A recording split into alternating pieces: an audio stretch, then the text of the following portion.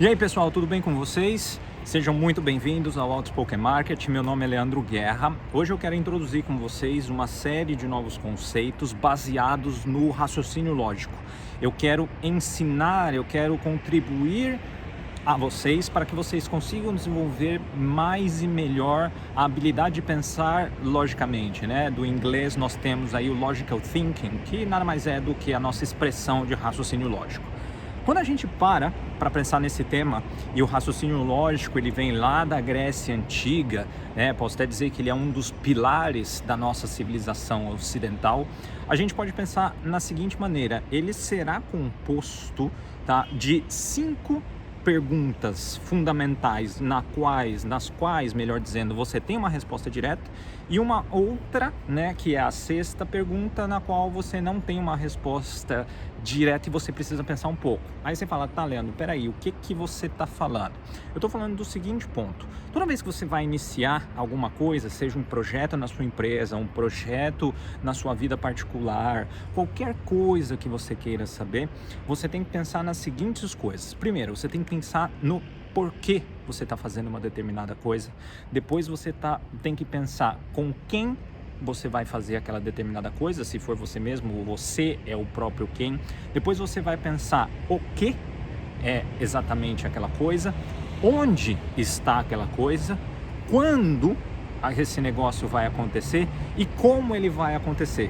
Então você entendeu as 6 perguntas que eu estava falando no começo do vídeo? Então você tem o porquê, quem, o que, onde, quando e como. Esses 6 elementos, se você for pegar os 5 últimos, você tem uma resposta direta, tá? É muito fácil você saber quem, é muito fácil você saber onde, é muito fácil você saber quando, é muito fácil você saber como. Porém, a mágica do raciocínio lógico começa na sua estruturação do porquê você vai começar a fazer determinada coisa, ou porquê determinado evento está acontecendo, ou porquê de qualquer outra coisa que você queira ali ter, né, um raciocínio, ter um pensamento sobre.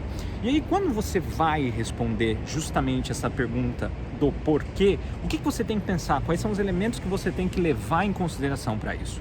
Primeiro, você tem que coletar informações. Ah, Leandro, lá vem você com esse papo de ciência dos dados. Não estou falando de você ter uma tabela de dados. Dados eles são parte da nossa vida, independentemente se eles sejam ali dentro do computador ou se eles se eles são as informações que você tem ao seu redor.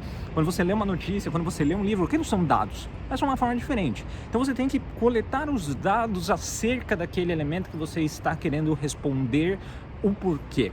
Uma volta em posse desses dados, você vai para aquele, né, passo natural que é justamente a fazer a análise desses dados. Isso que eu tenho aqui é suficiente? É de uma fonte confiável? É aquilo que realmente é relacionado ao objeto em questão? Posso obter mais informações? Com qual frequência essas informações são atualizadas? Como que eu consigo fazer uma manutenção de tudo isso? Essa análise de dados que você coletou para tentar responder a pergunta do porquê um determinado evento vai acontecer, está acontecendo, você quer que aconteça ou você está pretendendo criar, tá? Elas são as 2 bases de entrada para que você comece a formar uma opinião. Então, quando você tem uma opinião de algum evento, de alguma coisa que está acontecendo ou de alguma coisa que você quer fazer, as bases que formam as fundações da sua opinião, elas devem ser originadas justamente de uma coleta de dados relevante, de uma análise igualmente relevante, e aí você tem ali exatamente a base. Se você tem uma opinião que ela não parte desses princípios, tá? Eu sempre falo para vocês que o princípio das coisas é muito importante. Então, se a sua opinião sobre alguma coisa, ela não parte desses princípios, você vai ser muito facilmente derrubado lá na frente. E aí, quando você forma essa opinião, ela não é já formei a opinião, então acabou aqui, eu consigo responder o porquê das coisas. Ainda não. Depois você tem que construir uma base argumentativa na qual você sustentará a sua opinião. Porque a partir do momento que você a verbaliza, então você dá a opinião por que você acha que a sua empresa tem que seguir um determinado projeto. Você dá uma opinião para sua família por que vocês acham que vocês têm que sair de férias em um lugar tal. Não importa aquilo que você está falando. Você vai ser bombardeado, no bom sentido, de todos os lados. Então você tem que sempre carregar, provar, sustentar a sua opinião com argumentos.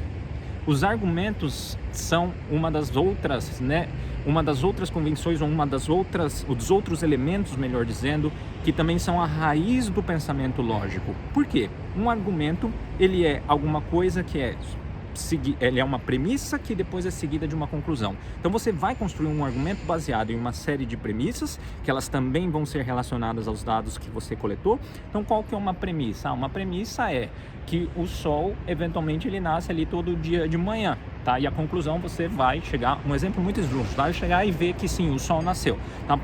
Qual que você tem isso? Como você chega nisso? Porque eu tenho ali observação constante há mais de não sei quantos bilhões de anos, que é assim que acontece. Então você sustentou aquele elemento, você sustentou a sua premissa e você sustentou a sua conclusão daquela premissa, numa ligação obviamente lógica, você tem um argumento válido. A grande dificuldade que nós temos em discutir hoje em dia com qualquer pessoa sobre qualquer coisa é que a maioria das pessoas, elas justamente usam argumentos inválidos, ou seja, são argumentos que eles não têm premissas que levam a conclusões lógicas. E aí a gente pode entrar isso numa série, num elemento futuro dessa série de raciocínio lógico, mas esse é um elemento fundamental que você tem. Então quando você formou a sua opinião, você vai cercar a sua opinião de todos os argumentos possíveis e imagináveis que você conseguir chegar, para justamente você ser capaz de sustentá-la quando você chegar no momento de apresentá-la.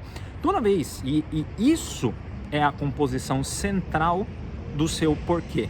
E aí os passos seguintes vão ser justamente as outras 5 perguntas, que é quem, que é o que, o onde, o quando e o como.